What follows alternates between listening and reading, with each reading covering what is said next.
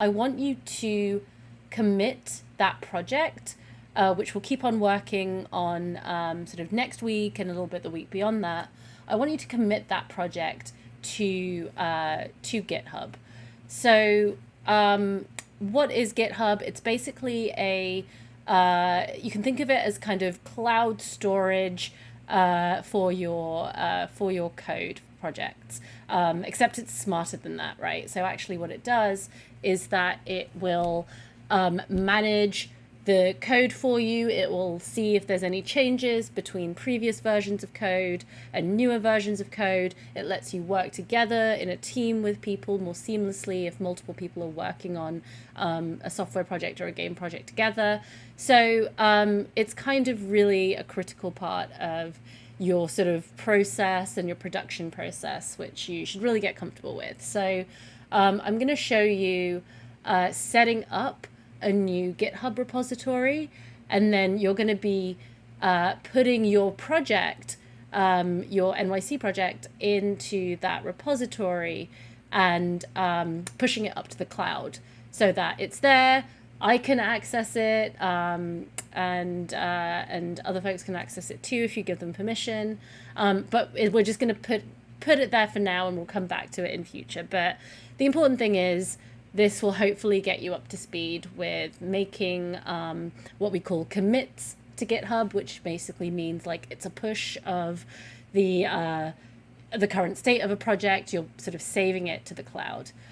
Okay, so this software here is GitKraken, which is it's a software client that I particularly like, which makes the process of working with Git and GitHub a little bit easier. You may have used other versions of something like this if you prefer those. There's one called SourceTree that's very popular. GitHub itself has its own client, but I like using GitKraken. So what we're going to do, so GitKraken is going to let us talk to an existing repository in the cloud. I don't recommend using it to start a repository. So we're going to do that by going to github.com, and we're going to sign up for an account on GitHub. Once you've signed up for an account on GitHub and you're logged in and everything, it'll look a little something like this. So let me just pull up my browser window here. So it'll look a little something like this. So I'm going to go ahead and just click on the green new button over here, because what we want to do is just create a new repository.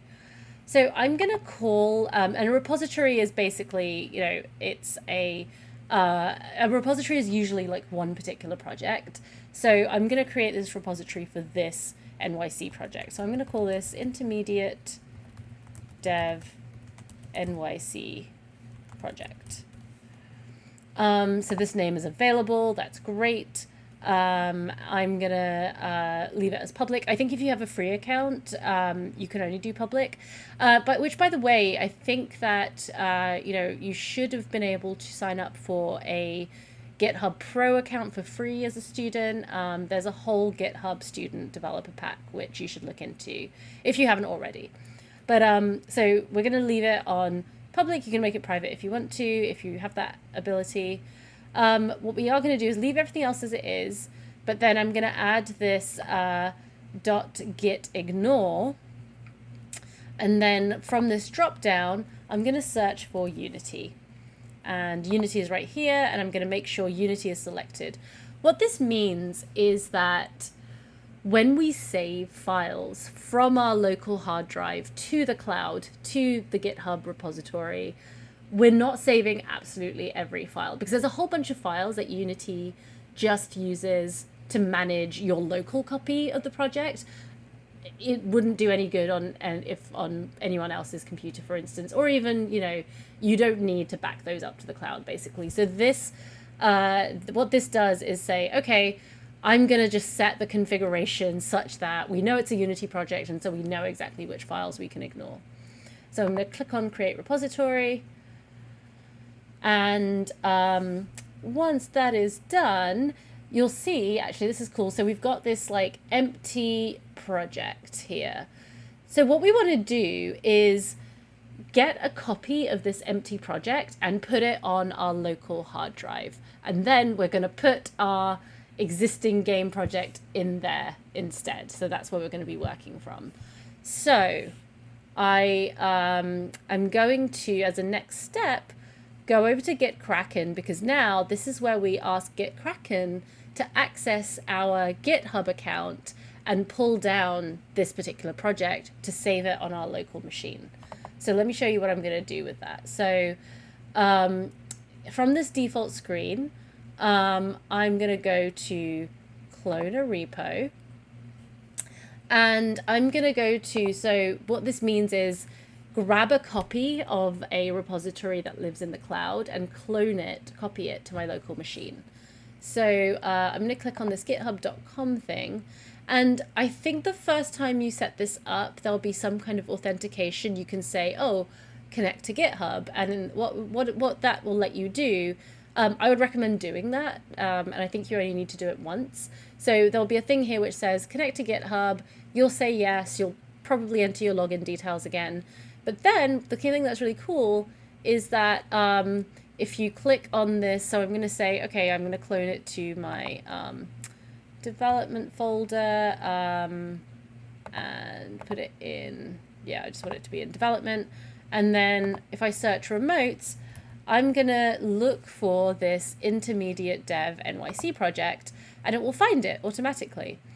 So then I'm going to say, okay, I'm going to save it to my local hard drive. Something that's super important, wherever you save it, please do not ever move it from there. Okay, so this has got to be in a location it's going to live in on your hard drive. If you move it, things may, there's a 99% chance that things will get messed up, so don't do that. So I'm going to press clone the repo because I'm happy with where that is.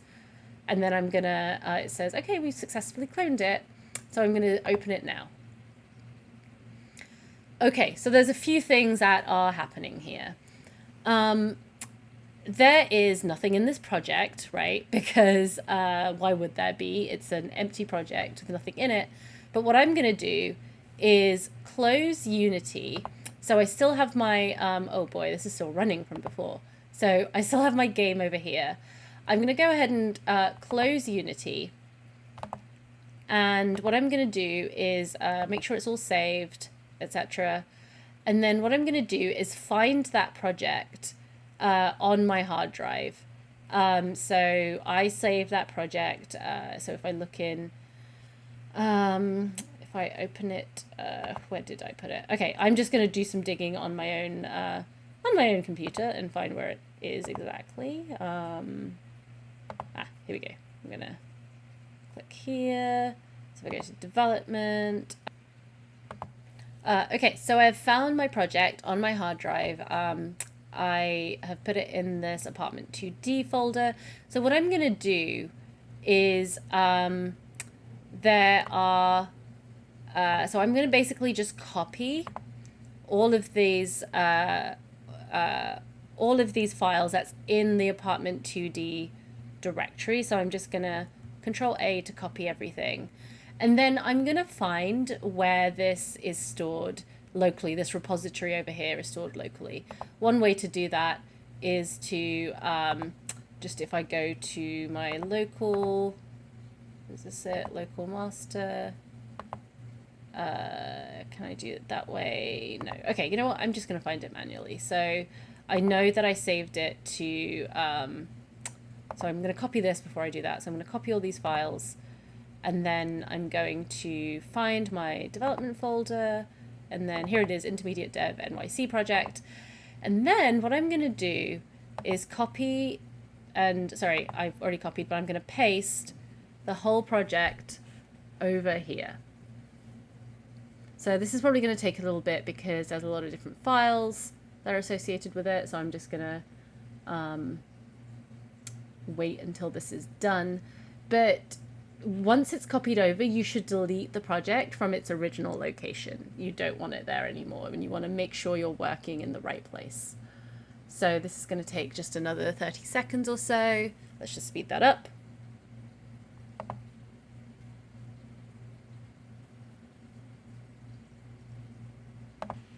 Okay, so now the project has transferred across, so I'm going to make sure it's deleted from the original location I was in, because I definitely don't want it there anymore. So where was it? It was on the desktop. I'm going to just delete this whole apartment 2D folder in the desktop. So I'm going to just delete that. Cool. While that's deleting, I'm going to go back and look at the place I just put the project, which was in my development folder. Oh, apparently it's open somewhere. Okay, that's fine. Okay.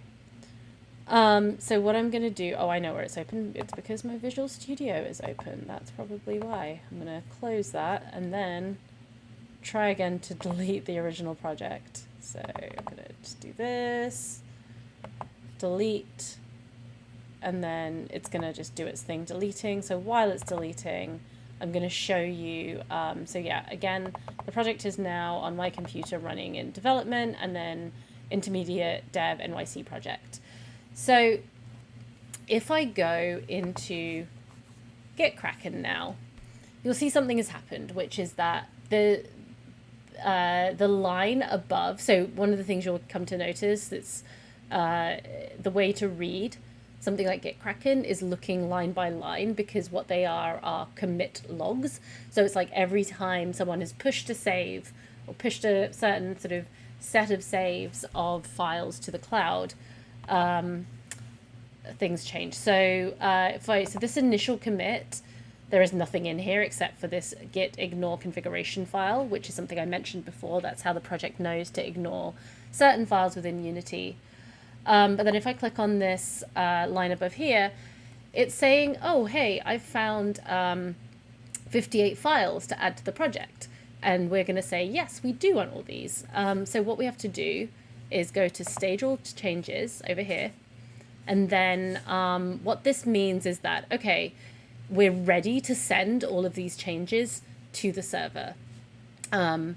Or so far, it's just we're ready to sort of package all these changes together into one particular commit and then post it to the server. So there's a couple of steps involved here. So the first one is staging the files that we want to have bundled together. In this case, it's all of them because this is the first time we're setting up the project. And in the commit message, I'm going to write initial, actually the first one was called initial commit. So I'm going to say added all current project files, basic sprite animation. And then you can write more of a description in here and then press commit changes to 58 files.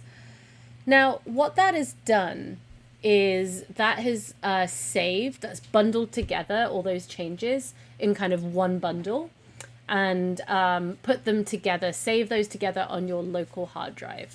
So that's, you've made a commit, but you've made a commit to your local hard drive.